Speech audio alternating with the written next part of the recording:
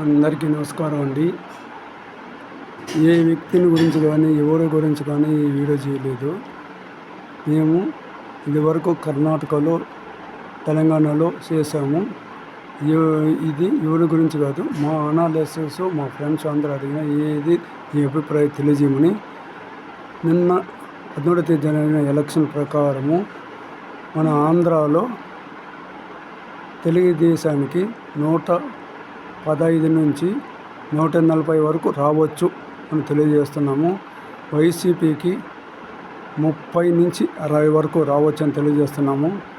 కాంగ్రెస్కి 2 సీట్లు వస్తాయి. ఒకటి వచ్చి అవంతి కృష్ణమోహన్ చీరాల, ఇంకోటి రఘువీరారెడ్డి సొంత నియోజకవర్గం. ఇవి వస్తాయి.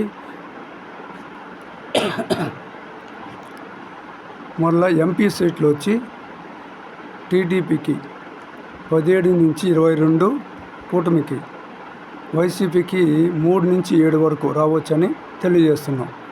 ఇంకా తెలంగాణలో 9 నుంచి 14 వరకు ఎంపీ సీట్లు రావచ్చని, బీఆర్ఎస్ 0, ఆడ బీజేపీకి 3 నుంచి 6 వరకు రావచ్చని తెలియజేస్తున్నాం. ఇవి ఎవరి వ్యక్తిని గురించి కానీ ఎవరి గురించి తెలియలేదు. మేము మా అనాలిసిస్ ప్రకారము తెలియజేస్తున్నాం. ఇవి ఉండి చేస్తున్నాము. ఇంకా ఎడ్జ్లో ఉండేవి మన చిత్తూరు జిల్లాలో 4 వైసీపీ వస్తాయి, 3 కిన్ కంటెక్స్ట్ 50-50లో ఉన్నాయి, 8 టీడీపీ వస్తాయి.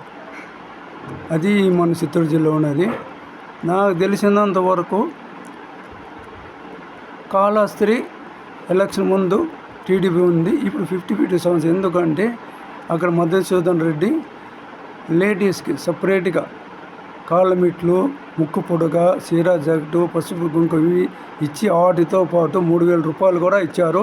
ఆమెకు సనోసాట డబ్బులు ఇచ్చిన చోటంతా కొన్ని 50-50 ఛాన్సెస్ ఉన్నాయి. కొంతమంది అట్టేద్దాం ఇట్టేద్దాం అని కూడా ఆలోచనలో ఉన్నారు. అది ఎంతవరకు చూడాల్సిన అవసరం ఉందని తెలియజేస్తున్నాను.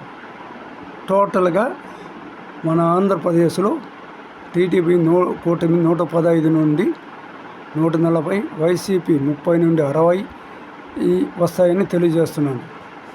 ఇంకా కడప ఎంపీ కాంగ్రెస్ షర్మిల వచ్చే అవకాశాలు ఉన్నాయని తెలియజేస్తున్నాను. అది ఎంతవరకు చూడాల్సిన అవసరం ఉంది. 2 కాంగ్రెస్ ఎమ్మెల్యేలు కూడా గెలిచే అవకాశాలు ఉన్నాయని కూడా తెలియజేస్తున్నాను.